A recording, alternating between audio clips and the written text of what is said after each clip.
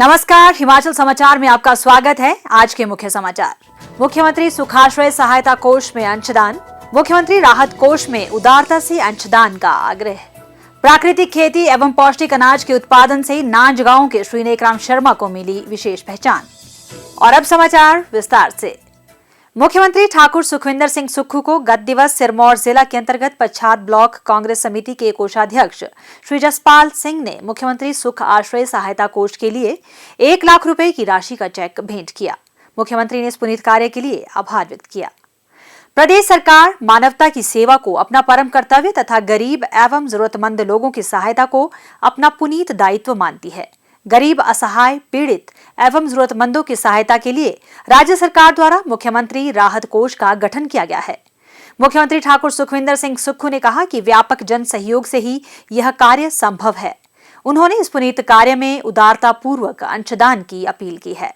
इस कोष के लिए सहयोग राशि नकद, चेक या ड्राफ्ट के माध्यम से मुख्यमंत्री राहत कोष, संयुक्त सचिव मुख्यमंत्री, हिमाचल प्रदेश सचिवालय, शिमला 171002 के नाम से भेजी जा सकती है अथवा नेट बैंकिंग के माध्यम से सीधे छोटा शिमला स्थित हिमाचल प्रदेश सहकारी बैंक में मुख्यमंत्री राहत कोष के खाता संख्या 4060100315 IFSC कोड HPSC 00000406 अथवा HDFC बैंक के खाता संख्या 50200044568563 IFSC कोड HDFC 00041116 में जमा करवा सकते हैं। यह धनराशि वेबसाइट cmhimachal.nic.in पर ई बैंकिंग द्वारा डेबिट या क्रेडिट कार्ड से भी भेजी जा सकती है। मुख्यमंत्री राहत कोष में दिया गया अंशदान आयकर अधिनियम की धारा 80G के अंतर्गत आयकर से मुक्त है। हिमाचल में पारंपरिक एवं प्राकृतिक खेती की अपार संभावनाएं हैं। मिश्रित खेती में एक से अधिक उपज लेने की परंपरा राज्य में वर्षों से रही है। इस खेती से कोदा, रागी, मंडवा, मंडल, शोंक, सावा जैसे पोषक अनाज की उपज किसान पीढ़ियों से लेते आए हैं। प्रदेश सरकार भी पोषक अनाज की खेती को संरक्षित करने की दिशा में कई कदम उठा रही है। पारंपरिक एवं पौष्टिक अनाज के महत्व को जन जन तक पहुंचाने के उद्देश्य से वर्ष 2023 को अंतर्राष्ट्रीय पोषक अनाज वर्ष घोषित किया गया है।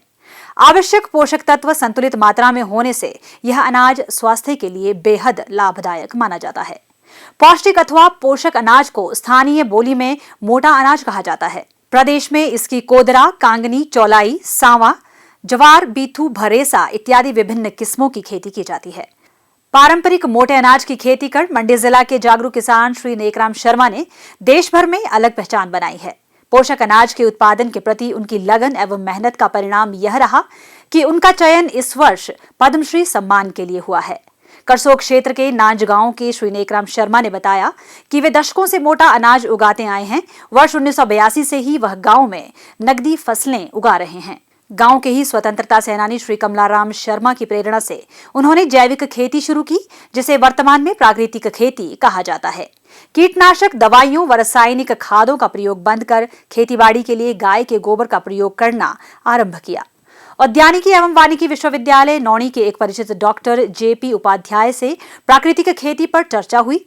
उनके सहयोग से वर्ष 1996 में बेंगलोर के धारवाड़ स्थित कृषि विश्वविद्यालय में जैविक खेती की बारीकियां सीखी।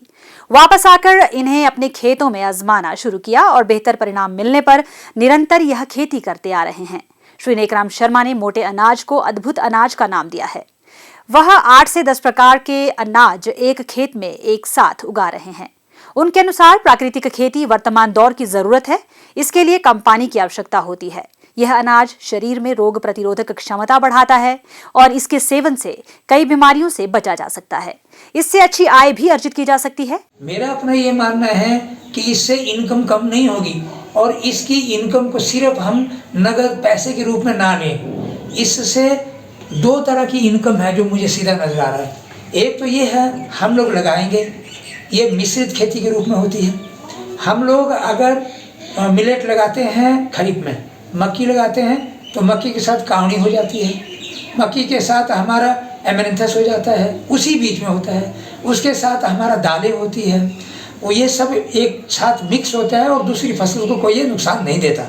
तो जहाँ एक चीज़ की पैदावार कम होती है तो वहाँ 2, 3, 4, 5 चीज़ें जहाँ मिलाते हैं तो वो पैदावार वहाँ बैठ जाती है।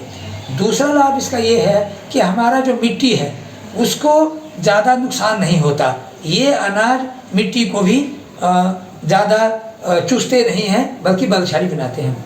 तीसरा जो मुझे लगता है, जो बहुत बड़ा मैं समझता हूँ, कि ये जो पौष्टिक अनाज है ये खाने से हमारा जो शरीर है, हम बीमार नहीं होंगे, हमारा दवा का खर्चा बचेगा, तो वो भी एक लाभ है। उनका कहना है कि मोटे अनाज से रागी के लड्डू, रागी प्याज चपाती, सांवा की खीर, कांगनी खीर, कोदो पुलाव इत्यादि पकवान तैयार करने के साथ साथ कोदा चाय भी बनाई जा सकती है।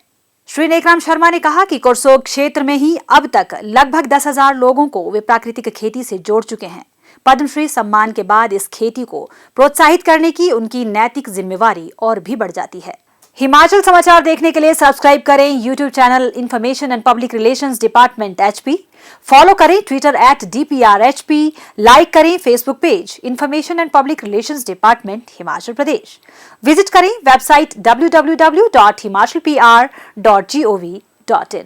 इस अंक में इतना ही। कल फिर होगी मुलाकात, दीजिए इजाजत, नमस्कार।